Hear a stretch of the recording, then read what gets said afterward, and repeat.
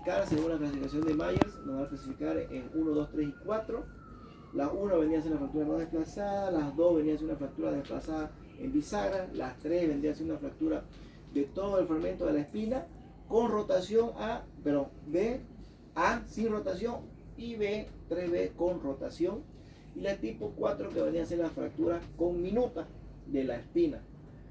Aquí vamos a ver toda radiografía para diagnosticar una fractura de espina. Tiene que ser una radiografía AP y lateral de la rodilla, ¿ya? En la cual se va a ver el desplazamiento del trazo de la fractura. ¿La ven la fractura ahí? ¿La ven o no la ven? Para que se la muestre. Aquí también la fractura. ¿Ven levantado aquí? Ese vendría a ser la fractura de la espina, ¿ya? Se le colocó un tornillo de tracción más un tornillo de refuerzo transversal. Ahora ven la fractura ahí. Esa es una fractura en bisagra, parecía no, pareciera que está totalmente desplazada. Que se le colocó un tornillo esponjosa, canulado. Ya, esa vendría a ser la fractura de la espina de la tibia. Se dan cuenta que siempre viene combinada con algún otro tipo de lesión ligamentaria. Pase.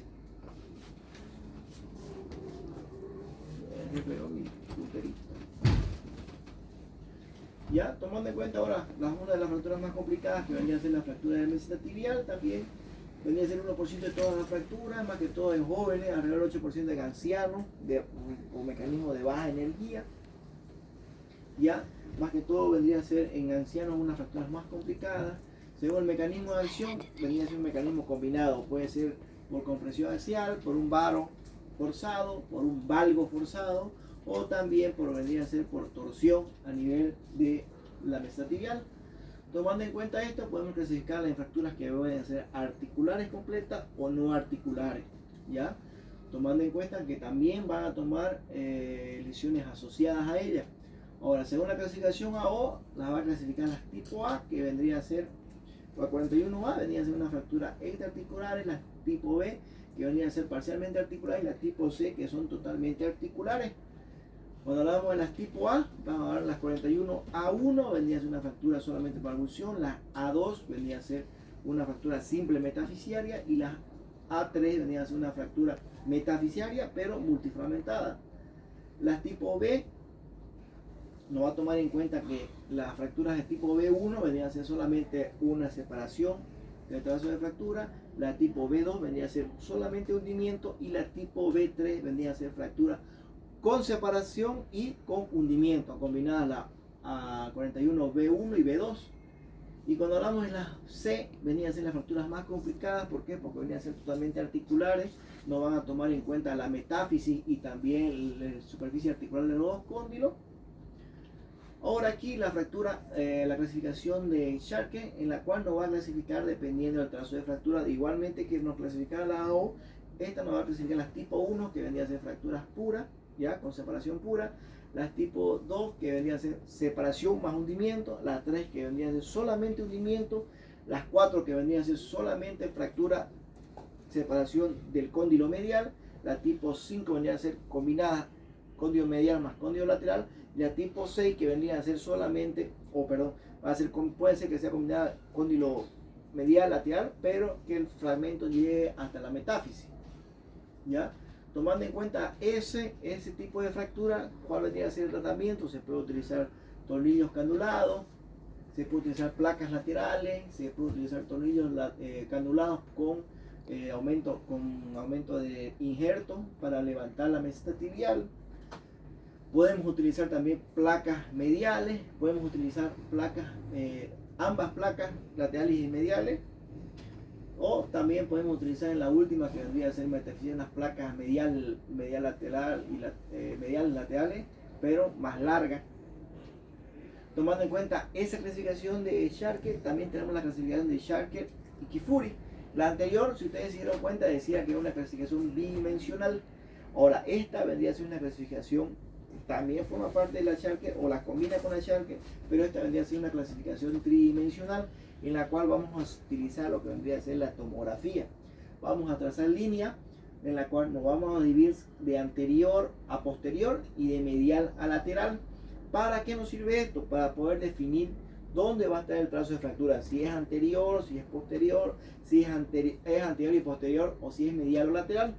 ¿Para qué nos sirve esto? Esto nos sirve para poder planificar el trazo, el tratamiento quirúrgico y qué abordaje sería mejor para nosotros para poder acceder directamente al trazo de fractura.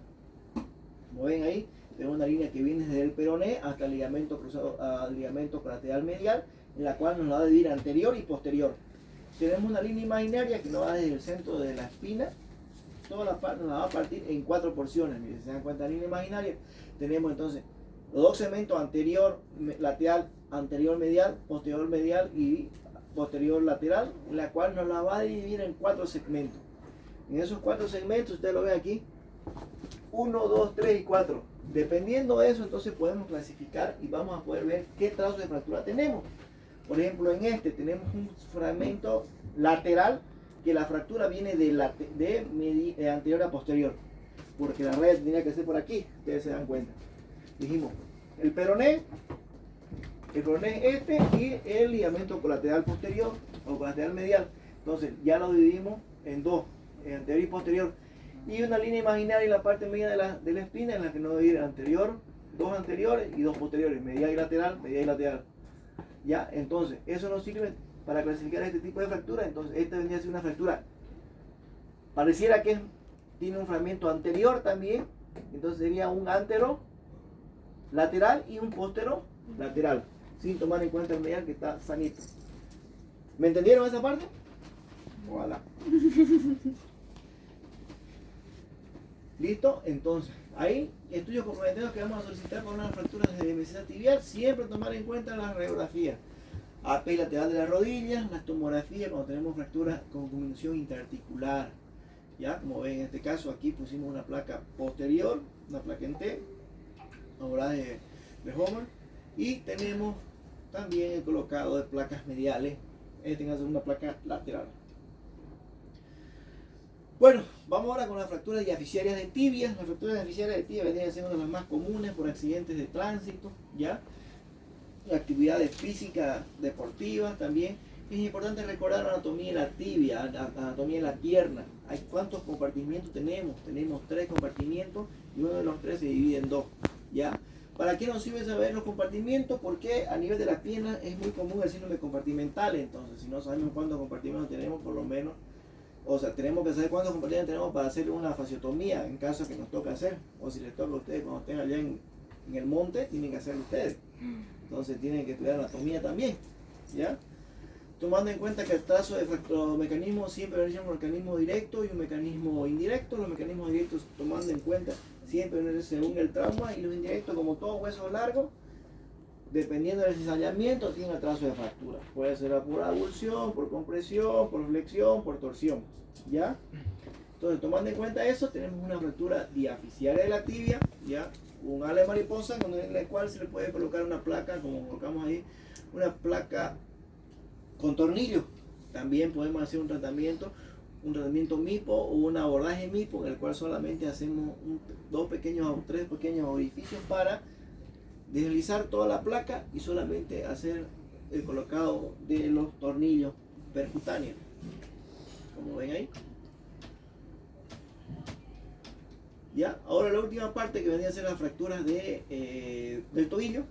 Tomar en cuenta que vendría a ser unas fracturas más comunes, ya. Las más comunes, entre las cuales podría ser las unimalleolares, que tiene el 60%, las bimalleolares el 25%, y las trimalleolares, que vendrían a ser las más complicadas, que podrían ser hasta llegar del 5 al 7%. Las fracturas expuestas no son muy comunes, pero se pueden dar. Tomar en cuenta el complejo ligamentario. Tienen que saber el complejo ligamentario, cuántos ligamentos tenemos laterales, cuántos tenemos mediales. Y los laterales vamos a tener lo que vendría a ser los ligamentos deltoideos, en la cual puede ser el tibio calcáneo, el tibio astragalino, tenemos el tibio cuboideo. En el lado medial tenemos al peroneo astragalino anterior, peroneo astragalino posterior, tenemos al peroneo cuñiforme, o también tenemos al peroneo calcáneo. Eso vendría a ser los ligamentos que nos van a servir de estabilidad para el tobillo. Esos son los ligamentos que se pueden lesionar en un esguince de tobillo. Esos ligamentos son los que nos pueden salvar de que el tobillo no se fracture también. Lo primero que se rompe son ellos. Entonces, depende de la estabilidad y la fuerza que tengan ellos. El mecanismo de acción puede ser por un mecanismo de inversión forzada, puede ser un mecanismo rotacional en prono o en supino, puede ser dependiendo de alta o baja energía. ¿Por qué? Por el tema de la osteoporosis, ¿ya? Tenemos los mecanismos, también pueden ser por actividades deportivas, como ven ahí, lesiones con luxofracturas, pueden ser totalmente o solamente luxaciones. El paciente va a llegar con dolor, deformidad, crepitación, lesiones a nivel cutánea, ¿ya? El paciente con incapacidad de poder movilizar el tobillo, puede haber lesiones a nivel vasculares o nerviosa. Ya tenemos según entonces esto, tenemos la clasificación de Jones-Hansen, en la cual nos va a clasificar dependiendo del mecanismo de fractura. ¿Cuál vendría a ser el mecanismo de fractura? Puede ser que sea un mecanismo de pronación, de supinación. La supinación puede ser por aducción, con supinación combinada entre supinación y aducción, o una supinación y rotación externa. También puede ser un mecanismo por pronación y aducción, ahí, hacia adentro el pie y afuera, y el mecanismo de pronación más rotación externa. Esto venía a ser los mecanismos en el cual se va a clasificar esta relación de Jones-Hansen, dependiendo del mecanismo de lesión. Depende cómo esté el tobillo al momento del trauma, para que me entiendan. ¿Ya? También tenemos la clasificación de Dennis Weber, en la cual solamente nos va a clasificar las fracturas que vendría a ser del maleolo lateral, del maleolo peroneo. Nos va a clasificar dependiendo de la sindesmosis, si la transindesmal, suprasindesmal o infrasindesmal. Las tipo A vendrían a ser infrasindesmales, las tipo B vendrían a ser transindesmales y las tipo C vendrían a ser suprasindesmales. Estas pueden ser según, dependiendo del mecanismo de acción, puede ser por eversión del tobillo, puede ser por inversión del tobillo o por aducción y rotación del tobillo.